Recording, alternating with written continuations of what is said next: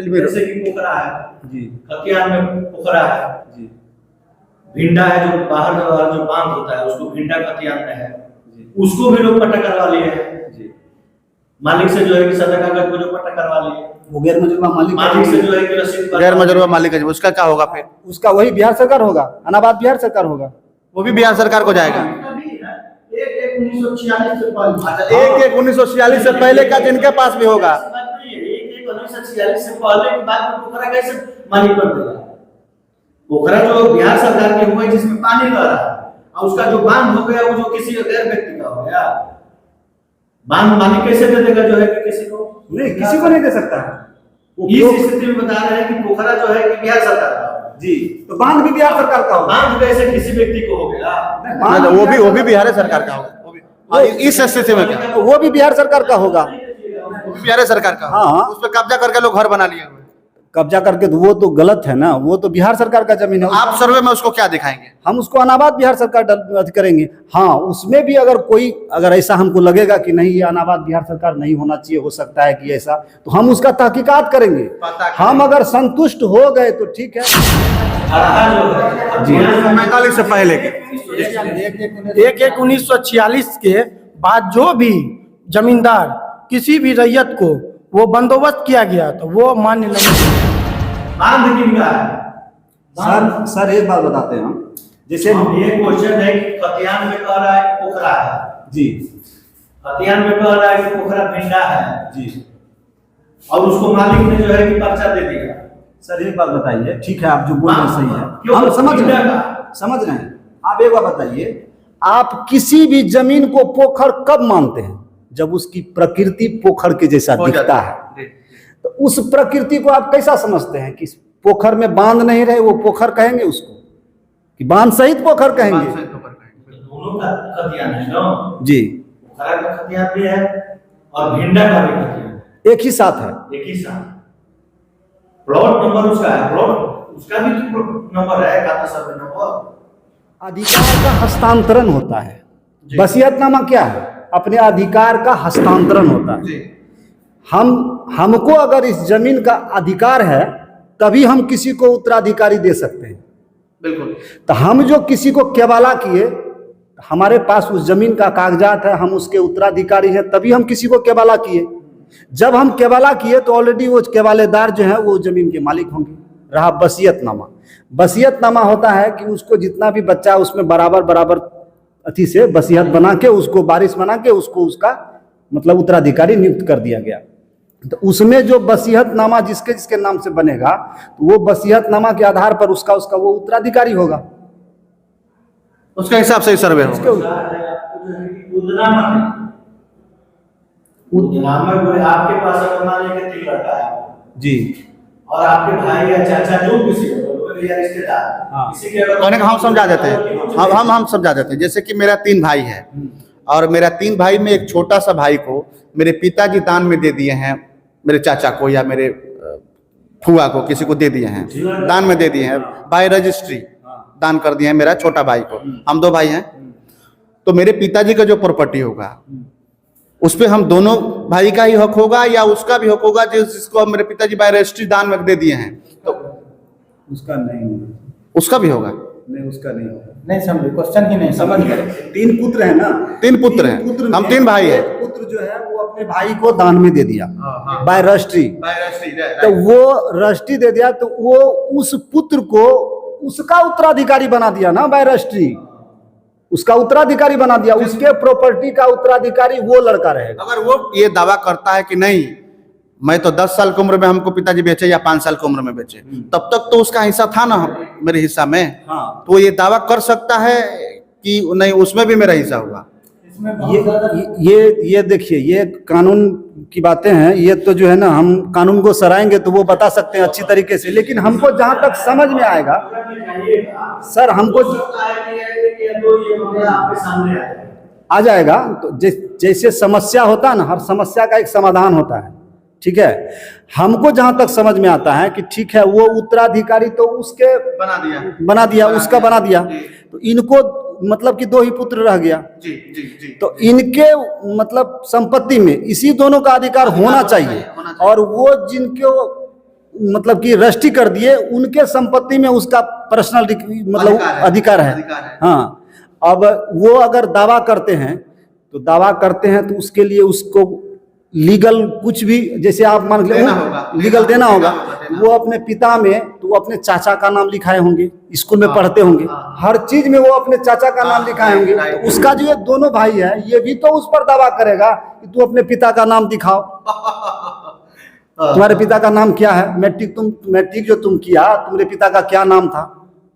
ये तो आपसी मतलब मतांतर का बात है, ये तो कानूनी प्रक्रिया आगे जाएगी। इसके लिए विशेष जो है ना हमारे कानून को सर बता सकते हैं आपको, ये हमारे पास समस्या नहीं आई है। ऐसा अगर जमीन होगा, ऐसा अगर विवाद होगा तो हमारे कानून को सर इसका सुनवाई करेंगे।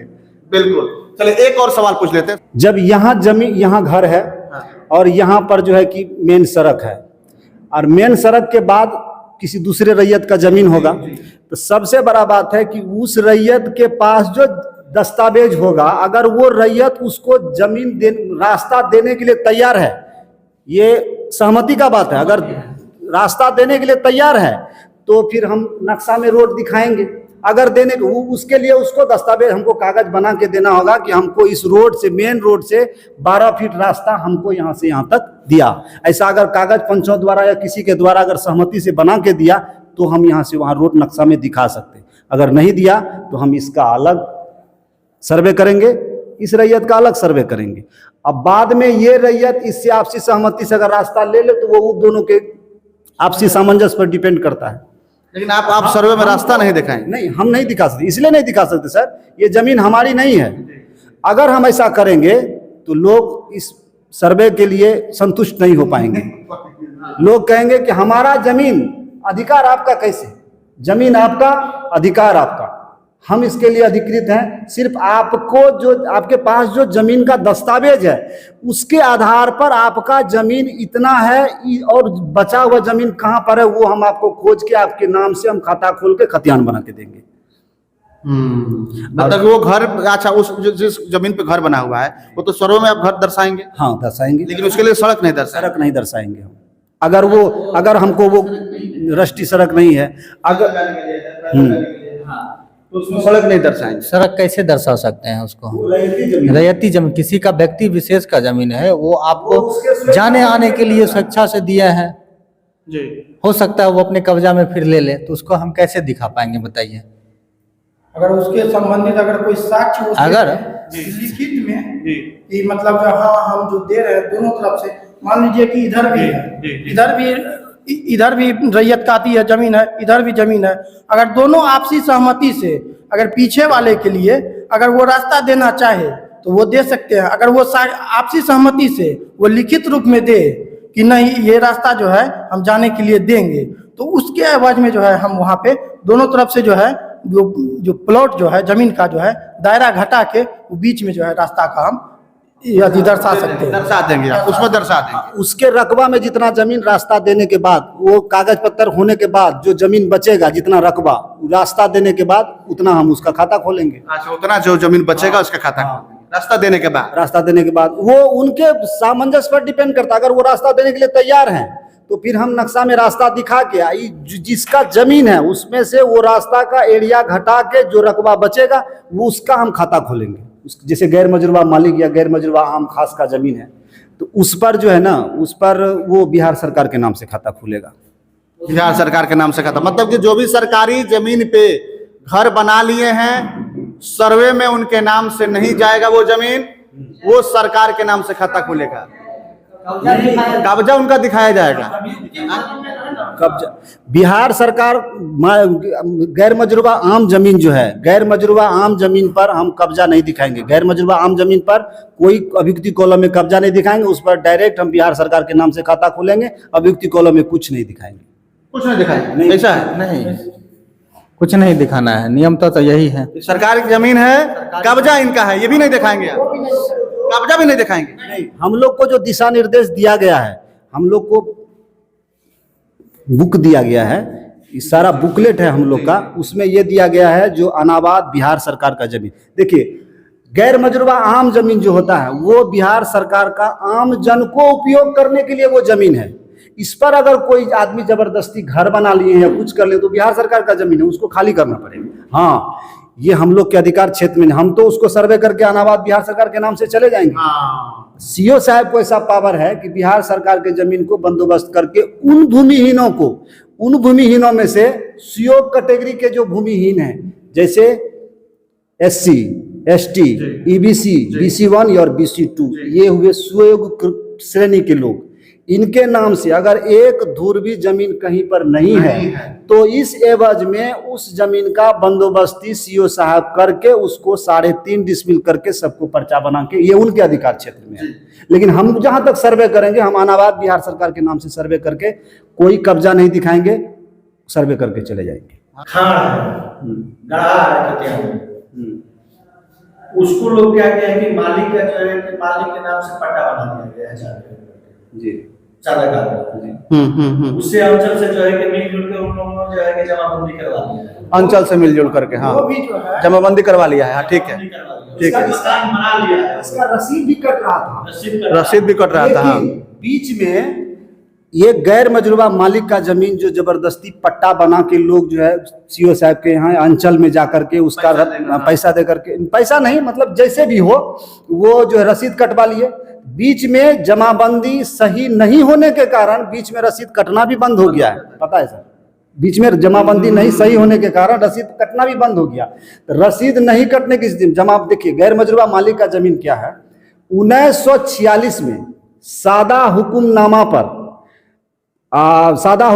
पर वो जमीन का बंदोबस्ती करके वो रिटर्न फाइल भर के जमींदार जो दिए हैं, जो उनके कब्जे में जमीन गया, उसी जमीन का बंदोबस्ती वो किसी को कर सकते हैं। ऐसे गैर मजरूबा मालिक का जमीन बिहार सरकार का होता है। बिहार सरकार को छोड़ के किसी भी व्यक्ति को हस्तांतरित करने का अधिकार नहीं दिया गया। 1945 से पहले के 1/1/1946 के बाद जो भी जमींदार किसी भी रैयत को वो बंदोबस्त किया गया तो वो मान्य नहीं होगा, क्योंकि 1/1/1946 के बाद जो है जमींदारी प्रथा का जो है खत्म कर दिया गया था। वो जमींदार को कोई ऑथोराइज नहीं था कि वो किसी को भी जमीन जो है बंदोबस्त करे। ये बिहार सरकार के खाते में जाए जी, ये बिहार सरकार खाते में खतियान में गढ़ा है जी, और खाड़ है। खतियान में कहीं गढ़ा है, कहीं खतियान में जो खाड़ भी है, दोनों का तो जो है कि किस्म है। और उसको जो है कि पर्चा नहीं करना है अंचल अधिकारी या मालिक को, उसको भी जो है कि जो मालिक से लोग पर्चा करा लिए या सीधे अंचल अधिकारी से करा लिए, उसको जमाबंदी करवा लिए, उसको मकान बनवा लिए। हाँ, तो जो अगर सीओ साहब करके दिए हैं तो इसके लिए हम सीओ साहब से इसके लिए सत्यापन करेंगे, मतलब कि उसके लिए सत्यापित करवाएंगे सीओ साहब से। हम यहाँ जो सुनवाई होगा गैर मजरूबा मालिक का, उसमें पक्षकार सीओ साहब को बना के एसओ साहब इसका सुनवाई करेंगे। सीओ साहब उसके बारे में डिस्क्रिप्शन देंगे, उसके आधार पर जो आगे प्रोसेस होगा एसओ सर करेंगे, लेकिन उसमें पक्षकार सीओ साहब को बनाया जाएगा सुनवाई के दरमियान, सरकारी अधिकारी को बनाया जाए। जैसे कि पोखरा है जी, खतियान में पोखरा है जी, भिंडा है जो बाहर जो बांध होता है उसको भिंडा खतियान में है, उसको भी लोग पट्टा करवा लिए हैं जी।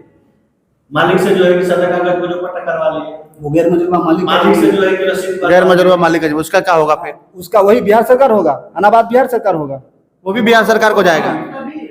1/1/1946 से पहले का जिनके पास भी होगा, 1/1/1946 से पहले की बात में पोखरा कैसे मालिक कर देगा? पोखरा जो बिहार सरकार के हुए जिसमें पानी रह रहा है, और उसका जो बांध हो गया वो जो किसी गैर व्यक्ति का हो गया, बांध मालिक कैसे दे देगा जो है कि किसी को नहीं, किसी को नहीं दे सकता है। इस स्थिति में बता रहे हैं कि पोखरा जो है कि बिहार सरकार का जी, तो बांध भी बिहार सरकार का होगा। बांध कैसे किसी व्यक्ति को हो गया? बांध वो भी बिहार सरकार का होगा। इस स्थिति में क्या वो भी बिहार सरकार का होगा, बिहार सरकार का। हाँ, उस पर कब्जा करके लोग घर बना लिए हुए, कब्जा करके, तो वो तो गलत है ना, वो तो बिहार सरकार का जमीन है। आप सर्वे में उसको क्या दिखाएंगे? हम उसको अनाबाद बिहार सरकार करेंगे। हाँ, उसमें भी अगर ऐसा हमको लगेगा कि नहीं ये अनाबाद बिहार सरकार नहीं होना चाहिए, हो सकता है कि ऐसा, तो हम उसका तहकीकात करेंगे। हम अगर संतुष्ट हो गए तो ठीक है, नहीं तो हम आगे जो है कि एसओ सर हमारा इसका सुनवाई करेंगे, एसओ सर समझेंगे जो होगा। इसमें तहकीकात क्या करना है कि नहर में पानी चल रही है, बांध किन का है? सर एक बात बताते हैं हम, जैसे ये क्वेश्चन है कि खतियान में कह रहा है कि पोखरा है जी, खतियान में कह रहा है कि पोखरा भिंडा है जी, और उसको मालिक ने जो है कि पर्चा दे दिया। सर एक बात बताइए, ठीक है आप जो बोल रहे हैं सही है, क्यों? हम समझ रहे भिंडा हैं, समझ रहे हैं। आप एक बात बताइए, आप किसी भी जमीन को पोखर कब मानते हैं? जब उसकी प्रकृति पोखर के जैसा दिखता है। तो उस प्रकृति को आप कैसा समझते हैं कि पोखर में बांध नहीं रहे, वो पोखर कहेंगे उसको कि बांध सहित पोखर कहेंगे? दोनों का खतियान है ना जी, पोखरा का खतियान भी है और भिंडा का भी खतियान एक ही साथ है। एक ही साथ। प्लॉट नंबर उसका है, प्लॉट उसका भी नंबर है, खाता सर्वे नंबर। ठीक है, तो जो ऐसा अगर है तो वो एसओ सर उसका सुनवाई करेंगे, देखेंगे उसका, वो भी तो दावा करेंगे ना इस पर कि हाँ सर हमारे पास ये प्रॉपर्टी कागज है, ये दस्तावेज है मेरे पास, हमको ऐसा बना के दिए हैं, इसका सुनवाई एसओ सर करेंगे। बिल्कुल सुनवाई भी होगा, गलत नहीं होगा। सुनवाई भी होगा, गलत किसी भी परिस्थिति में आपके साथ नहीं होगा। आपको बता दें कि किसी भी परिस्थिति में आपके साथ अगर आपका जमीन एक दूर होता है तो आपको एक दूर मिलेगा।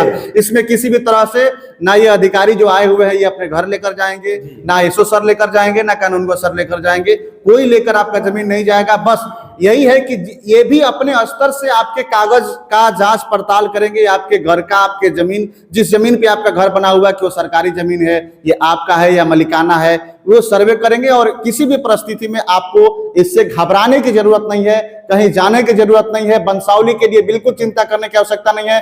इसमें एक बात और है, जैसे मान के चलिए कि हम आपका जमीन का सब चीज कर रहे हैं, हो सकता है कि आप 15 खेसरे का जमीन हमको दिए और साक्ष्य मतलब पूरा नहीं रहने के कारण हो सकता है हम आपको 10 जमीन का मतलब कि सर्वे कर दिए और 5 जमीन छूट गया, आपका 5 जमीन छूट गया, तो इसके लिए आपको इस हमारे थी में विभाग में आपत्ति करने का भी प्रावधान है। 3 बार आपत्ति करने का प्रावधान है कि आप आपत्ति कर सकते हैं कि सर हम तो 15 का दिए थे, आप हमको 10 ही बना के दिए, 5 मेरा जमीन क्या हुआ। तो वो प्रपत्र साथ में आप आपत्ति भी कर सकते हैं। उसके लिए फिर से आपसे हम जो पेपर डिमांड करेंगे, फिर से हम आपके किस्तवार उस जमीन पर जाएंगे, फिर से जा करके तहकीकात करेंगे। अगर वहां भी आपको मौका नहीं मिल पाया तो फिर प्रपत्र 14 में दूसरा बार आपत्ति करने का मौका आपको मिलेगा। प्रपत्र 14 में भी अगर नहीं कर पाए तो फिर प्रपत्र 22 में लास्ट 21 में लास्ट बार जो है आपको फिर से मतलब आपत्ति करने का मौका मिलेगा। उसके बाद जो है कि उस आपत्ति में अगर आप आ गए तो फिर उसका सुनवाई होगा, अगर कुछ होगा आगे तो सुनवाई होकर के जैसा होगा वैसा सर्वे होगा। कि आपसे अगर मिस्टेक भी हो जाता है तो घबराने की आवश्यकता नहीं है, की आवश्यकता नहीं है, एकदम 1% भी घबराने की आवश्यकता नहीं है। आपका जमीन आपके नाम से सर्वे करके जाएंगे, बशर्ते आप हमको सही दस्तावेज देना होगा। आपको भी सहयोग करना होगा। जो अधिकारी पदाधिकारीगण आपके प्लॉट पे जाएंगे उनको आपको सहयोग करना होगा। वहां पे ये नहीं है कि अपने में लड़ाई करने लगना है, नहीं, पहले समझना है कि ये कह क्या रहे हैं, इनके बातों को समझना है, ये नापेंगे, जोखेंगे, सब समझेंगे। हमारी एक गलती हमारे विभाग को बदनाम कर देगा और हमारा विभाग के कारण जिनका ये सपना था ये सर्वे कराने का, ये विवाद खत्म करने का, उस सरकार को दोषी ठहरा देगा। तो फिर कर्मी का बहाली करने से कोई फायदा है नहीं। आपको अगर हम संतुष्ट नहीं कर पाए सर्वे से, अगर आपका काम सही से नहीं कर पाए तो फिर दिक्कत हो जाएगा ना फिर। बिल्कुल आप लोग को भी यही कहना चाहते हैं, लोगों को भी थोड़ा और जागरूक कीजिए, इस चीज़ से डरे ना, घबराए नहीं। अपना जो भी कागजात है उसको फॉर्म भर करके प्रपत्र 2 आता है इस तरह से, देखिए बंसावली खतियानी जमीन में लगा करके और 10 सारा फॉर्म भर करके दे। जितना साफ सुथरा फॉर्म देंगे उतना अच्छे से हम लोग सर्वे करके उसका हम खाना पूरी पर्चा देंगे और उसका हम एक बार लेते आइए, कैमरा दीजिए, थोड़ा सा कैमरा लेकर आइए, थोड़ा सा हमको दीजिए, कैमरा इधर दीजिए थोड़ा।